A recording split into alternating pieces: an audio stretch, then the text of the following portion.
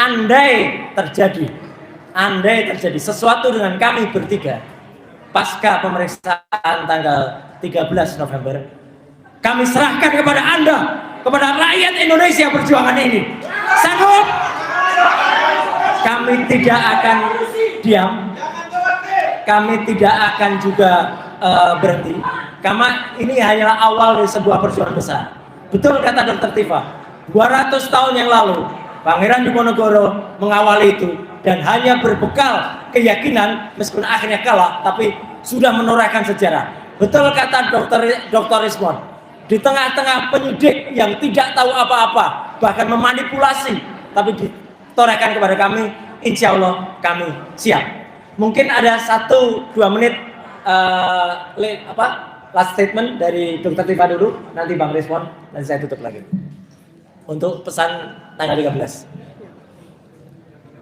Baik, teman-teman semuanya, sesungguhnya apa yang kami lakukan ini adalah sebuah tidak hanya sejarah, tetapi juga penetap dasar bagi kebaikan bagi bangsa ini. Sebab kalau kami tidak melakukannya, maka negara ini akan tertimbun oleh kejahatan demi kejahatan yang terus-menerus, yang akan mengakibatkan anak-anak kita, cucu-cucu kita akan hidup dalam situasi tanpa agama, tanpa keyakinan, tanpa kepastian hidup. Mereka akan hidup sangat-sangat menderita. Itulah yang membuat kami terpanggil untuk mewakafkan perjuangan ini, untuk mewakafkan diri kami. Maka mudah-mudahan Bapak dan Ibu semua yang hadir di sini bisa melanjutkan apa yang sudah kami mulai. Terima kasih. Apa sih susahnya memakzulkan Gibran saat ini?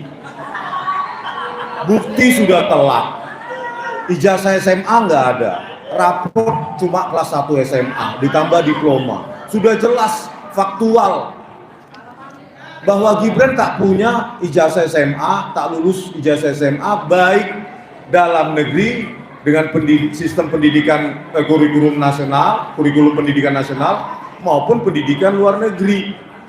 Kemana DPR? Kemana kalian-kalian yang dulu penggerak-penggerak reformasi 98?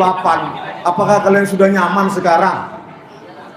Ayolah DPR, semua forum purnawirawan TNI, bahkan TNI itu sendiri. Ini loh sudah bukti, sudah sangat telak. Penersangkaan ini tak lain dan hanya untuk membungkam kami agar tidak menuntaskan buku Gibran Black Paper. Gibran sang wapres tak lulus SMA. Terima kasih. Terima kasih Mas Rismon, terima kasih juga Mbak Tifa, terima kasih juga teman-teman yang ada di belakang kami. Dan kami juga menghimbau kepada beberapa pihak, khususnya 2 pihak. Adik-adik mahasiswa, ayo bangkit. Justru jangan seperti sardan atau sarden gitu. Ya, yang katanya BEM Nusantara, ya, malah mendukung penangkapan terhadap kami. Ini gimana kalian mahasiswa? Apa kalian sudah nyaman dengan fasilitas yang ada? Itu satu. Kemana kalian ketika mahasiswa kemarin pada turun ke jalan dan memprotes, baik itu DPR, baik itu Wapres, baik itu juga yang lain? Kemana kalian? Yang kedua, organisasi namanya MUI, ya, Majelis Ulama Indonesia. Kemana ketika ada pesantren yang roboh, kalian tidak bersuara? Kenapa ketika ada korupsi di haji, MUI tidak bersuara? Tapi kenapa ketika justru ada aktivis yang kemudian akademisi dikriminalisasi, kalian justru mendukung dengan mengatakan sudah tepat penangkapan? MUI, kemana kalian? At last but not least, ini sekedar lucu-lucuan saja, ya. Tadi ada yang berkata, mana wayangnya Mas? Wayangnya nanti malam di Rakyat Bersuara. Sekian, terima kasih. Wassalamualaikum warahmatullahi wabarakatuh. Merdeka! Merdeka tapi dulu. Ya. Halo teman-teman, berjumpa bersama saya di Politik Dangi. Ini menarik sekali untuk kita bahas ya.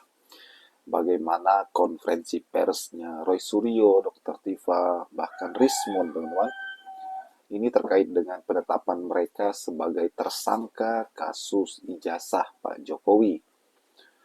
Dan alih-alih takut, alih-alih khawatir, alih-alih melarikan diri, Roy Suryo dan kawan-kawan itu ternyata mentalnya luar biasa, teman-teman. Mereka tidak takut sekalipun, mereka tidak takut menghadapi gugatan yang dilayangkan oleh Jokowi. Mereka tidak takut ya menjadi tersangka ya, bahkan resikonya di penjara. Ini perlu kita apresiasi bagaimana mental mereka ya. Apa yang menurut mereka benar, mereka tetap bertahan, teman. Bahkan Rosuryo dan kawan ini pun mengatakan, jika kami kenapa-napa ya kalianlah yang membela kami, yaitu masyarakat maksudnya, teman. Dan inilah kenapa Roy Suryo ini memang berani untuk mengungkapkan ijazah Pak Jokowi melalui analisis mereka ya. Dan kalau kita melihat ini semakin seru, teman, karena ini sepertinya lawan yang sepadan ya. Kita tahu Pak Jokowi juga bukan orang sembarangan. Beliau itu mantan presiden. Kemudian kekuatan, powernya itu juga luar biasa, teman. Dan kuasa hukum dari Pak Jokowi ini juga ini luar biasa ya. Berkelas, teman-teman ya. Artinya bahwa ini sepadan, lawan yang sepadan ya. Jika pembuktian di pengadilan nanti, teman-teman, ini juga semakin seru ya. Roy Suryo menggunakan analisis ya, sains untuk membuktikan jasa Pak Jokowi itu, teman-teman. Bahkan kemarin Pak Roy Suryo juga mengungkapkan bahwa ketika ia dituduh mengedit yang namanya ijazah Pak Jokowi ya, dia pun mengelak bahwa mereka tidak pernah melakukan pengeditan. Sebab ijazah yang mereka teliti itulah ijazahnya yang diunggah oleh kader Partai Gajah, katanya, teman. Itulah yang mereka teliti selama ini.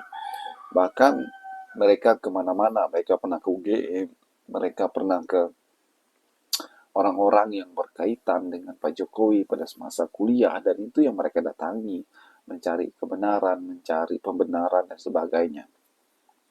Dan kalau kita melihat ya bagaimana mereka ini memang gigih, tekun ya untuk melakukan apa yang sudah mereka kerjakan, teman-teman. Walaupun ya itu tadi resikonya adalah di penjara ya. Dan mereka kena pasal pencemaran nama baik dan sebagainya, teman-teman, dan tidak membuat mereka sedikit gentar ya.